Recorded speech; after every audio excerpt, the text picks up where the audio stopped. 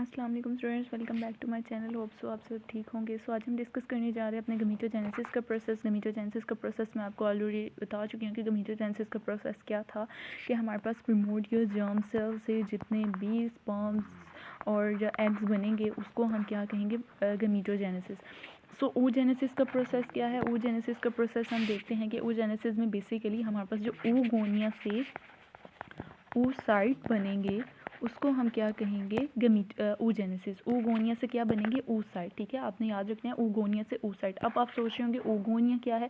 oogonia ये है कि जैसे ही हमारे पास प्रिमोर्डियल जर्म सेल्स जो है वो फीमेल गोनेड्स में जाएंगे तो वो क्या होंगे, हमारे पास क्या कहलाएंगे, oogonia। ठीक है, oogonia जो है वो क्या कर oogonia किस में कन्वर्ट होंगे, oocyte में, oogenesis में। अब क्या होगा थर्ड मंथ के प्रोसेस में। अब हम देखेंगे कि थर्ड मंथ में बेसिकली हमारे पास क्या होगा। अब यहाँ पे हम थर्ड मंथ की बात करेंगे। ठीक है, थर्ड मंथ में बेसिकली जो है मैंने आपको बताया था कि हमारे पास जो है मैं बता चुकी थी कि 5th वीक तक ना बेसिकली हमारे पास यॉर्क सैक के अंदर ज़्यादा से ज़्यादा सेल जो है वो डिफ्रेंशिएट, मतलब उनकी डिफ्रेंशिएशन का माइटोसिस मेयोसिस का जो प्रोसेस है वो स्टार्ट हो चुका होता है। तो अब बेसिकली थर्ड में क्या होता है, कि ज़्यादा से ज़्यादा जो है हमारे पास oogonia से oocyte जो है वो डिफ्रेंशिएट हो चुके होते हैं। ठीक है, अब डिफ्रेंशिएशन का प्रोसेस तो मैं आपको बता चुकी हूँ कि डिफ्रेंशिएशन का प्रोसेस जो है वो हमारे पास पहले ही हो चुका है।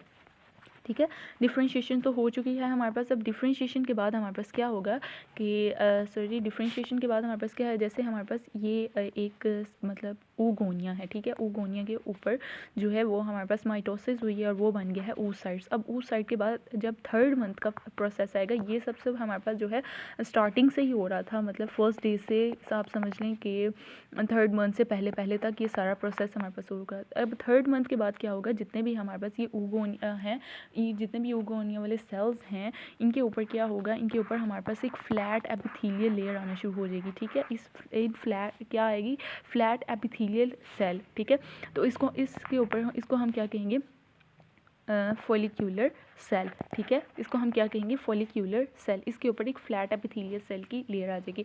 अब इसमें से क्या होगा कि इसमें से ये जो कुछ सेल्स हैं, ठीक है, ये वाले कुछ सेल्स जो हैं, इन कुछ सेल्स ने क्या करना है कि इनकी मायोसिस हो जाएगी। मतलब ये कुछ सेल नहीं, मतलब आप समझिए कि जैसे ही ये फ्लैट लेयर्स आ गई हैं ना, ठीक है, ये ज़्यादा सारी क्लस्टर्स ऑफ सेल हैं, इनके ऊपर एक फ्लैट एपिथेलियल लेयर्स आ गई है।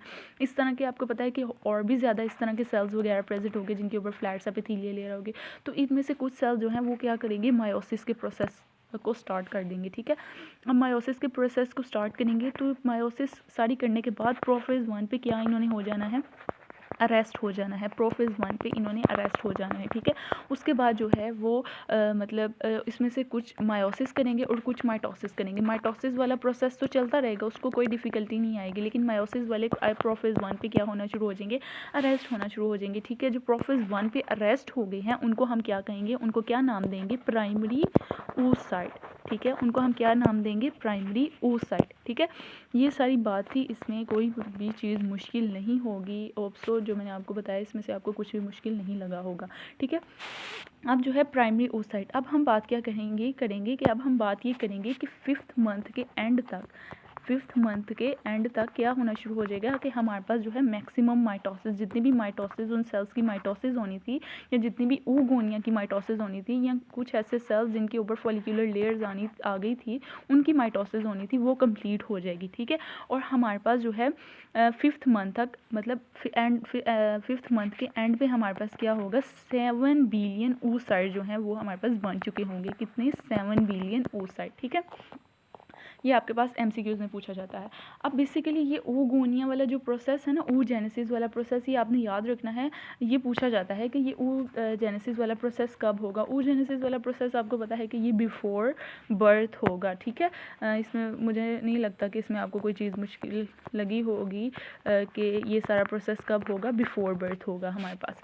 अब हम नेक्स्ट मूव करते हैं। नेक्स्ट बेसिकली क्या है कि एक दफ़ा मैं आपको दोबारा रिवाइज़ करवा देती हूँ। ये हमारे पास क्या है कि हमारे पास जैसे ही प्राइमोर्डियल जर्म सेल्स है, प्राइमोर्डियल जर्म सेल्स के बाद उसकी क्या होगी, माइटोसिस होगी। ठीक है, माइटोसिस हुई है प्राइमोर्डियल जर्म सेल्स की, और जो है हम कहेंगे थर्ड मंथ के ऊपर जो है उसके ऊपर एक फॉलिक्यूलर लेयर आएगी। उस फॉलिक्यूलर लेयर के बाद जो है हमारे पास कुछ सेल्स की मायोसिस होगी, और मायोसिस 1 के बाद जो है वो अरेस्ट हो जाएंगे प्रोफेज 1 पे।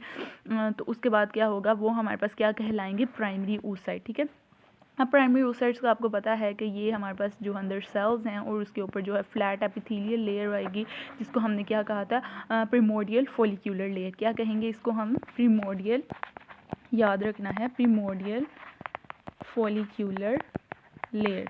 फॉलिक्यूलर सेल से मिल के बनी थी, लेकिन अब हम इसको क्या कहेंगे, प्रिमोर्डियल फॉलिक्यूलर लेयर। ठीक है, सो अब आपको मुझे नहीं लगता इसमें से कुछ मुश्किल लगा होगा। दोबारा बता देती हूँ क्या, कौन सी इसके ऊपर लेयर आएगी, प्रीमोर्डियल